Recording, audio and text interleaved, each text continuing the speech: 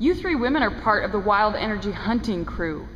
Tell me one of your hunting trips that stands out in your mind. I remember the first time I got a white-tailed deer. My hunt literally didn't last 5 minutes. I walked down in the woods, set my bow in the blind, went down to change my camera chip before I sat down for the evening. Before I even got down the trail to the camera, he popped up out of the swamp and looked at me. I wound up walking backwards up the trail, sneaking back into the blind, and he stood there just like a target, waited for me to get organized.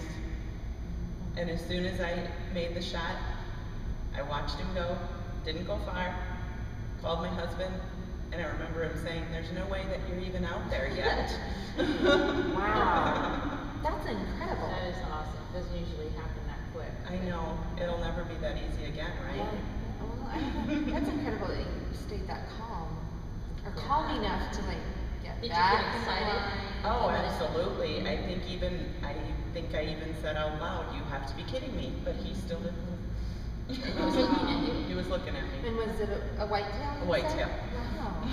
That's really cool. I think I've got several hunts that stand out in my mind. A couple of years ago, I had the chance to go to British Columbia and hunt one of the top of my list, which was a moose, and that was an adventure to say the least.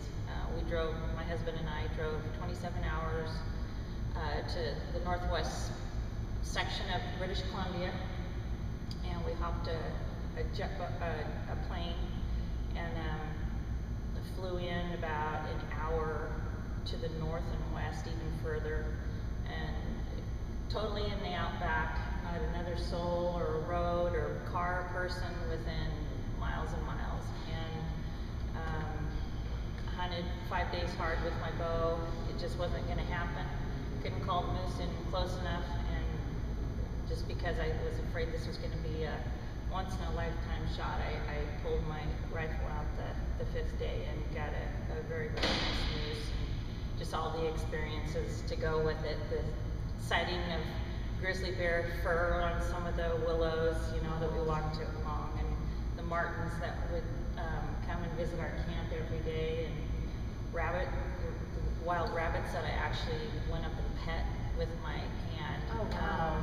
Some really neat experiences. The day we flew in, brand new, they had made an outhouse, which was about the only building there.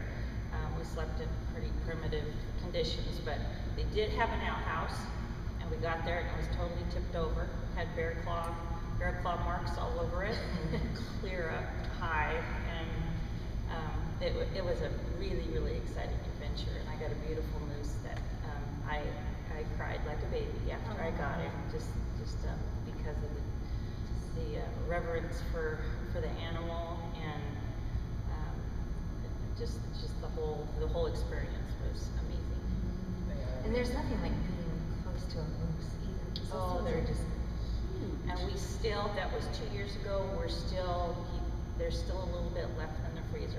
We're still eating on him, and I've shared him with a lot of our friends. Oh, that's neat. That's neat. Great. Yes.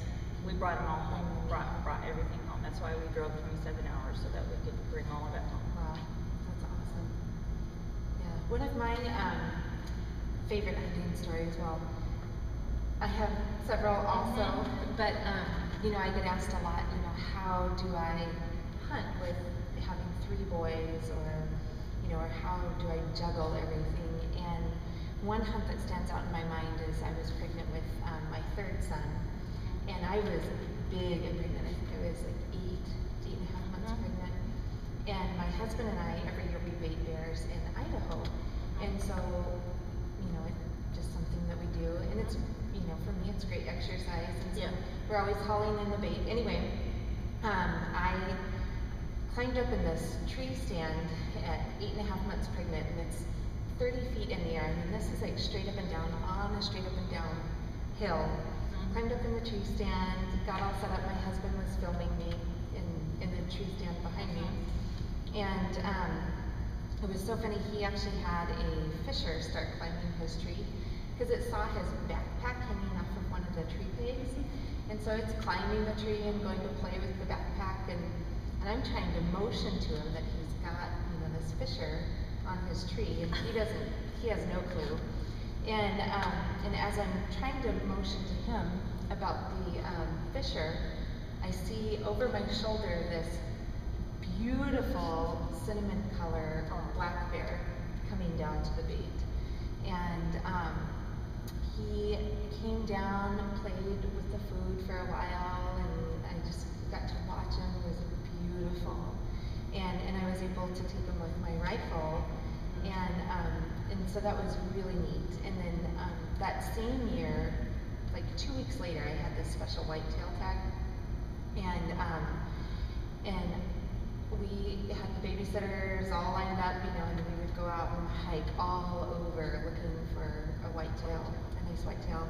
And this, my husband and another gentleman filmed also, but it was exciting because, well, we were laughing because we spotted this deer at dusk way across the meadow, and I decided that that's the one that I wanted to take. So we stalked in as close as we could get, and then I, you know, instinctively dropped into the prone position to shoot. Well, with a big old belly, I could It's not. hard to do. Yeah, I felt like a teeter-totter. So we like packed backpacks under me and everything, and I was able to take them from the prone position. But anyway, it's just, you know, it's nice that you don't have to let your children slow you down. You take them with you, Yes. or you let them experience it. And you can't always take them with you, but you can share those stories with them. And they're always a part. They come with us when we bait. And so it's nice to be able to have them involved.